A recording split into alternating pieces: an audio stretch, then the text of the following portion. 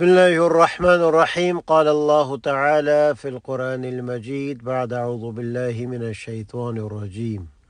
بسم الله الرحمن الرحيم. حاميم والكتاب المبين إنا أنزلناه في ليلة مباركة. وقال النبي صلى الله عليه وسلم أحصوا هلال شعبان أو كما قال عليه الصلاة والسلام. د شعبان میاشت په بعض ځایو کې شروع شوې ده. په کاناډا کې سبا د خیر ده، نو جمعې په ورځ د شعبان اوله ده. اوس د شعبان میاشت ډېره مبارکه میاشت ده. په دې میاشت په باره کې په احادیثو کې چې راغلي دي، په قرآن مجید کې چې راغلي دا به درته وایم. په دې کې تاریخي کیسې کومې شوي دي هغه هم درته به وایم. او دریم شی په دغه میاشت کې خلک چی غلطیانې کوي هغه به هم درته وایم. نو دا بیان صرف د دغه میاشتې مبارک په باره کې دی. اوس نو په دغه میاشت کې چې 15 را روانه ده، چې 15 د شعبان چې موږ 15 ورته وایو، د هغه په باره کې زه خبرې نه کوم، هغه جلا بیان دی انشاءالله بیا کېږي.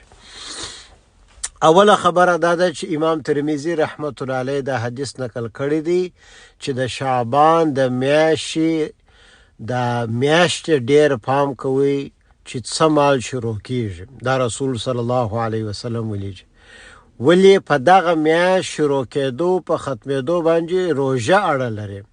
نو وایي که په تاسې دغه میاشت در معلومه سي چې څه مال شروع سوه، نو تاسې ته به روژه در معلومه سي. نو دا خدا حدیث مبارک دی. او دا غسی د سوره دخان آیت نمبر سوره دخان چې آیت دی چې ان انزلناه فی لیلة مبارکه، چې دغه قرآن مجید موږ په دغه شعبان کې نازل کړی دی. نو هغه 15 د شعبان دی. هغه بیا خبرې وکړو خو میاشت شعبان ده. اوس نو د شعبان دا لفظ چې دی چې دې ته شعبان میاشت ولې وایي. اول خدا یاد ولري چې دا اسلامي اتمه میاشت، کله زموږ په هغه نور عیسوي کلندر کې اگست اتمه میاشت، په اسلام کې اتمه میاشت ده هغه شعبان ده. اوس نو شعبان د جې معنا 3 علما لیکلي دي. شعیبه یشعبو د جې معنا دا دی چې د یو ځای سه یو دم ډېرې اوبه راووځي، نه چې یو نلکا یو پایپ غټ خلاص کې یو دم د اوبو شور سي. نو په دغه میاشت کې د خیرو د ریسک چې موږ په خبر یو پر 15 دا فیصله کېږي څو خلک پیدا کېږي، څوک مړه کېږي، چاته څونه ریسک ورکول کېږي. نو په دغه میاشت کې دا ټوله کېږي. په دغه نوم شعبان دی. دا خو یوه ده خبره ده، یو ریزن دی، یو سبب دی چې دغه میاشت نوم شعبان دی. او دوهم سبب دا دی حضرت انس رضی الله عنه وایي د دغه معنا دا ده لوړ ختل د یو درخت څخه بل درخت ته، د یو شاخ څخه بل شاخ ته. نو حضرت انس رضی الله عنه وایي په دغه میاشت کې ته دا ښه عملونه دغه نه کوې، د یو شاخ څخه بل شاخ ته، معنا لوړ ځای اخر ته جنت ته ورسېږي، په ترقي کې، په درجات کې، په روحانیت کې. نو یو شعب معنا لوړ ختل جي. دغسې بل بیا شارع بخاری علامه بدرالدین رحمت الله علیه دی وایي شعبان یوه معنا دا ده چې ټول سره یو ځای کېدل، کله ټول خلک سره یو ځای سي. وایي په دغه میاشت کې ټول خیرونه سره یو ځای سي. د خیرو د خیر میاشت، نو ټول خیرونه پکې یو ځای سي. په دغه جهته شعبان وایي. او دغسې بعضو لیکلی دی چې لوړ ختل، نو په دغه میاشت کې سړی لوړ خیږي په روحانیت کې. نو دغه یو تقریبا 4 معناوي چې د شعبان ما درته وویل. اوس نو حدیث مبارک دا دی چې رسول الله صلی الله علیه وسلم فرمایلی چې شعبان خو زما میاشت ده. علما لیکلی دي د دغه خبرې د حدیث بعد بالا ضرورت نسته چې د شعبان فضایل بیان سي چې رسول صلی الله علیه وسلم دا خو زما میاشت ده. په چیر بیان کې د رجب په باره کې ما ویله چې رسول صلی الله علیه وسلم حدیث مبارک دی مفهوم دا دی چې رجب د الله میاشت ده، شعبان زما میاشت ده، او روژه دا د زما د امت میاشت ده. او رسول صلی الله علیه وسلم په دغه میاشت کې به روژې ډېرې نیولې.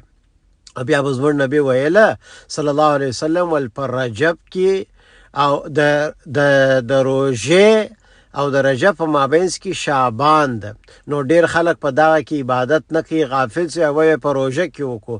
زه غواړم چې زما عملونه په 15 تاریخ چې فیصله کیږي د خدای په بارګاه کې داسې ورسي چې زه په روژه سره یم. نو زموږ نبی مبارک صلی الله علیه وسلم په دغه میاشت روژې ډېرې نیولې. دغسې په کتابو کې راغلی دي چې یو صحابي وایي رضی الله عنه وای په دغه میاشت کې به صحابه کرام د قرآن مجید وظیفه ډېره کړله. بل به بادشاهیان به راولاړ سوله، بنجان چې وه د هغو سزا به اورلش کړله.